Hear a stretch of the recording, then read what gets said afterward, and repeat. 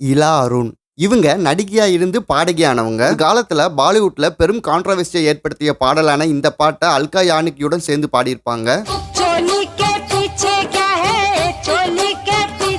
இவங்க வாய்ஸ் கொஞ்சம் பேரிடோன் டைப்ல இருக்கும். இவங்க தமிழ்ல மொத்தம் 3 பாட்டு தான் பாடியிருக்காங்க. இவங்க ஏஆர் ரஹ்மான் மூலமாக தமிழில் அறிமுகமாகி மிஸ்டர் ரோமியோ படத்துல இந்த பாட்டை பாடியிருப்பாங்க.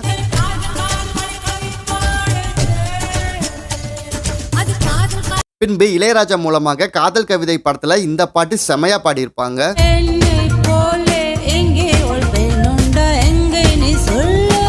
பின்பு வித்யாசாகர் இசையில ஸ்நேகிதிய படத்துல இந்த பாட்டை பாடினாங்க.